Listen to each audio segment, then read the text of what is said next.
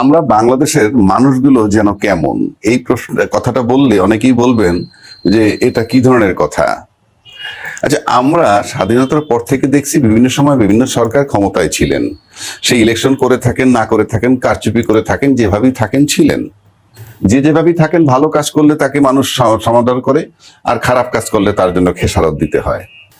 বাংলাদেশে একটা দল আওয়ামী লীগ টানা 15 বছর ক্ষমতায় ছিল, 15 বছর 15.5 বছর। এই 15 বছর এবং আগের যে 5 বছর যে ছিল, সবকিছু মিলে আমার দেখা মতে একটা মাত্র দলই ছিল বাংলাদেশে, সেটা হলো এই আওয়ামী লীগ, যিনি সবসময় স্বাধীনতার পক্ষের শক্তি, মুক্তিযুদ্ধের পক্ষের শক্তি, 71-এর মুক্তিযুদ্ধের পক্ষের শক্তি, বাঙালি জাতীয়তাবাদের পক্ষের শক্তি, সবকিছুর পক্ষের শক্তি উনি, জঙ্গিবাদ দমনের পক্ষের শক্তি উনি, মানে জঙ্গিবাদ দমন উনি করেছেন। এবং যতদিন কাল ক্ষমতায় ছিলেন শুধু জঙ্গিবাদী চোখে দেখেছেন, সন্ত্রাসী চোখে দেখেছেন, ইত্যাদি ইত্যাদি। এবং ইনি ক্ষমতায় থেকে বিশেষ করে লাস্ট 10 ইয়ার্স, 10-12 ইয়ার যদি ধরি আমি, সেখানে এই একমাত্র একটা দলই একক সিদ্ধান্তে যুদ্ধ অপরাধীদের বিচার করেছে। যুদ্ধ অপরাধীদের বিচার করেছেন, ভালো কথা, কিন্তু জাস্ট আইনি প্রক্রিয়া, প্রপার আইনি প্রক্রিয়া হয় না, স্যাপ দিয়ে ল্যাব দিয়ে যাচ্ছে তাই ভাবে একতরফা কায়দায় আপনারা বিচারটা করেছেন।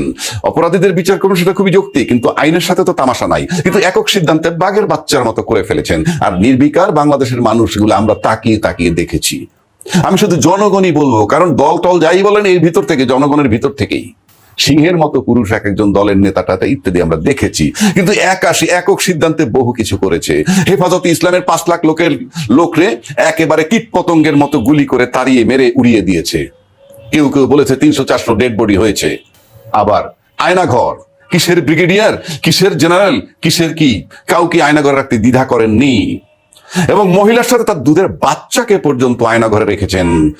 সেই ডাইনেস্টি যে মুক্তিযুদ্ধের দোহাই দিয়ে চলতো, স্বাধীনতার যুদ্ধের পক্ষের শক্তি যাবে চলতো, নির্বিকার তাকিয়ে তাকিয়ে আমরা দেখেছি। বিচার বহির্ভূত হত্যা, মেজর সিনার মতো লোকেরে মেরে ফেলছে, তুড়ি মেরে উড়িয়ে দিয়েছে। তখনকার বেনজির সাহেব জেনারেল আজিজ রে তুড়ি দিয়ে উড়িয়ে দিয়েছে। মনে হয়েছিল যে একজন বেনজিরকে মনে হয়েছিল জেনারেল, আর তার পাশে আর্মি জেনারেল চিফ বসেছিলেন একটা সামান্য দারোগার মতো। তারপরে এমন কোন লোক নাই যারা, যে জনগোষ্ঠীর বড় দল তাদের বহু লোকের গুম করেছে। আমরা জনগণ জানি কেমন, সব ভুলে গিয়ে আমরা নির্বাচন চাচ্ছি। নির্বাচন অবশ্যই চাইবেন, কেন চাইবেন না নির্বাচন? কিন্তু এই যে নির্মম অত্যাচার, অবিচার, গুম, হত্যা, রাহাদানি, জঙ্গির নামে নিরীহ লোকরে টর্চার, বহু মায়ের সন্তান লেখাপড়া নষ্ট হয়ে গেছে, ইয়াবার নামে তারা কারাগারে ঢুকাই দিছে, ফেসবুকে কে স্ট্যাটাস দিছে 10ম শ্রেণীর ছেলে 5 বছর 7 বছর জেল কেটেছে। এইভাবে মানুষের জীবন নষ্ট করছে, পুরা দেশটাকে তছনছ করেছে, দেশের শিক্ষা ব্যবস্থা ধ্বংস করেছে, দেশের চিকিৎসা ব্যবস্থা ধ্বংস করেছে। 10 বছরের যাবত উচ্চ শিক্ষার জন্য ডাক্তারকে দেখে বিদেশ যাইতে দেয় নাই, উনি ডলারের অজুহাত দিচ্ছেন, আর সেই ডলার, লক্ষ লক্ষ ডলার তারা পাস করেছে। কোন ব্যক্তির সন্তান যদি তাদের পিতার খরচে ডাক্তারি উচ্চ শিক্ষা পড়তে যেতে চেয়েছে, তখন বলা হয়েছে না, ডলার খরচ করা যাবে না, ডলার চুরি করা যাবে, তাদের বাপদাদার ডলার চুরি করা যাবে। আমার প্রশ্ন হচ্ছে, একটা দল এত নির্মম আচরণ করে গেল আমাদের জনগণের উপরে, আমরা জনগণ কেমন বলদ, আমরা সবকিছু ভুলে গিয়ে এই একটা জায়গায় ঐক্যমত্য হতে পারলাম না কেন, যে আমরা এগুলার বিচারটা আগে চাই। এই জনগণকে আমি ধিক্কার দেই। এই জনগণ বলতে সব বুঝায় যারা বড় বড় কথা বলেন, দেশের রাজনীতিবিদ, ধিক্কার জানাই আমি ব্যক্তিগতভাবে। বলতে পারেন আপনি ধিক্কার জানে কি আসে যায়, কিচ্ছু আসে যায় না। এই কমন জিনিসটা আমরা কেন একত্র হইতে পারলাম না? কিংবা যেই জনগোষ্ঠীরা দল বেঁধে বড় বড় দল হয়ে তারা একবারও কি সিংহা টান করে বলেছে এই অপরাধগুলোর বিচার আমরা করব, আমরা নির্বাচনে জয়লাভ করে, তাও বলে নাই। কারণ এটা বললে বিশ্বাস করবে না জনগণ। আমার কাছে মনে হয় জনগণ বিশ্বাস করবে কিনা আমার সন্দেহ আছে, তাই তারা এটা বলে না। মোরাল কারেজ যাকে বলে, নৈতিক বল যাকে বলে, খালি আমরা নির্বাচন, অবশ্যই নির্বাচন হবে, কেন হবে না? নির্বাচন এটা কারো বাপদাদার দেশ না যে নির্বাচন বিহীন কাল ধরে থাকবেন। ইউনূস সাহেব ব্যক্তিগত সম্পর্ক, তারও ক্ষমতা নেই লম্বা সময় থাকার জন্য, কিন্তু একটা জায়গায় তো আমাদের কনসেনসাস তৈরি হওয়া উচিত ছিল। খালি আমরা শুনতাম, কথা বলতে দেয় না, আমাদের বাক স্বাধীনতা নাই। এখন তো আমাদের বিচার চাওয়ার সুযোগ হয়েছে, সেটা আমরা চাচ্ছি কেন?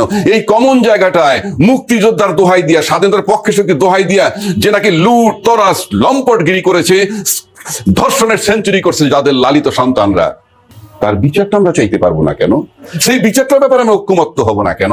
এবং যদি এই সরকারটাকে, জাস্ট কিছুই না, এই সরকারটাকে যদি আমরা সবাই কোঅপারেট করে বলতাম যে হ্যাঁ এই বিচার চাই আমরা, ইনশাল্লাহ 1 বছর লাগে না এই বিচার করতে, এবং তারপরে নির্বাচন দিতে ইউনূস সরকার বাধ্য নয়, জনগণ তাকে আবার তাড়িয়ে দিবে একেবারে, কারণ তার কোনো স্ট্রেংথ নাই, প্রশাসন তাকে কোঅপারেট করে না। এবং এই দেশের পরাজিত শক্তি যারা, তারা যদি ইউনূস সরকারকে ঘাড় ধাক্কা দিয়ে বের করে দেয়, আমি নিশ্চিত করে বলতে পারি কেউ কিছু বলবে না, প্রশাসন কিছু করবে না, পরাজিত শক্তি বাহবা দিবে।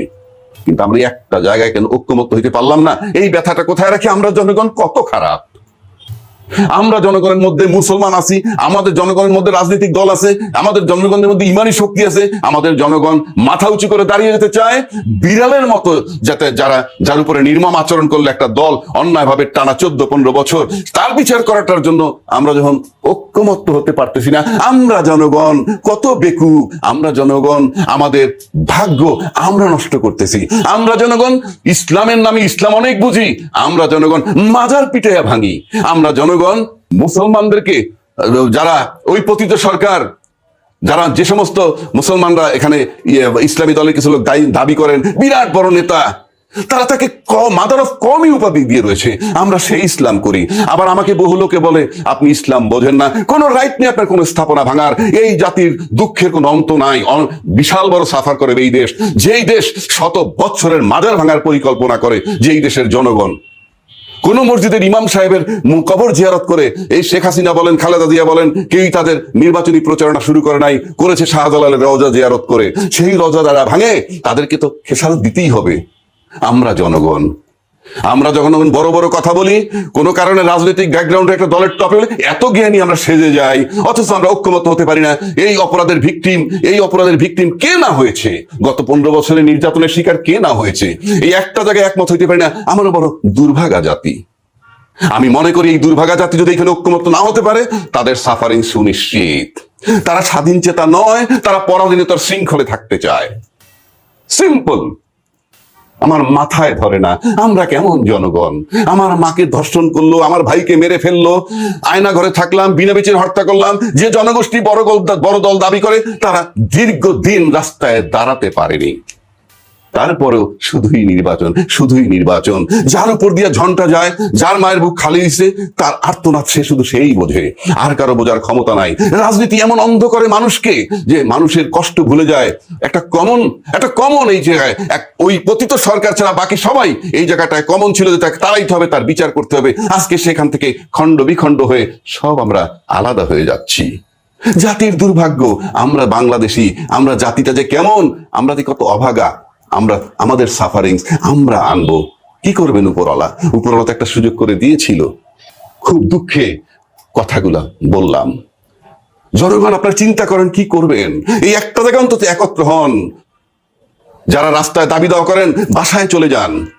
স্কুল বা কলেজে বানাইতে যান, বিশ্ববিদ্যালয় জানেনই না আপনার লেখাপড়ার মান, আপনি কিভাবে বিশ্ববিদ্যালয়তে বানাইতে যান, একটা বিশ্ববিদ্যালয়ের ক্রাইটেরিয়া কি, তাই যখন জানেন না এই দেশের ছাত্ররা, আপনি আন্দোলন করতেছেন। কিসের আন্দোলন করেন? কমন জায়গা আসেন, ছাত্ররা মাঠে নামেন, ইউনূস সরকারের কাছে বলেন এই বিচারটা চান, সবাই বাহবা দিবে।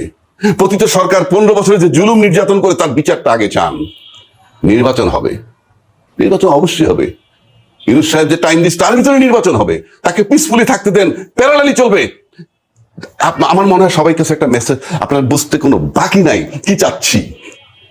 এই যে জাতি এত বড় অন্যায় 18 কোটি লোকের উপরে জুলুম করা একটা কমন দল, যখন যে জুলুম করে চলে গেল, তার বিরুদ্ধে যখন ঐক্যমত্যে আসতে পারি না আমরা কেমন জাতি, আমরা কেমন মানুষ, আমরা কেমন বাংলাদেশি।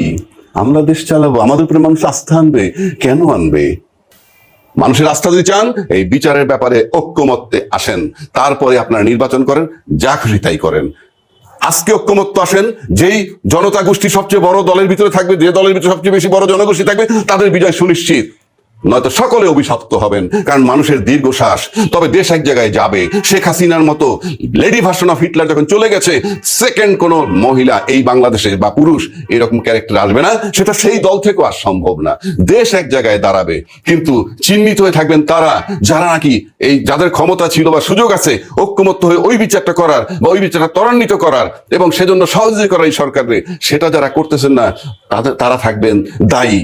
এবং তারা আমরা জনগণ, আমরাই দায়ী। যদি আমরা এখানে ব্যর্থ হই, আমরাই দায়ী থাকবো পরবর্তী জেনারেশনের কাছে এবং নিজের বিবেকের কাছে।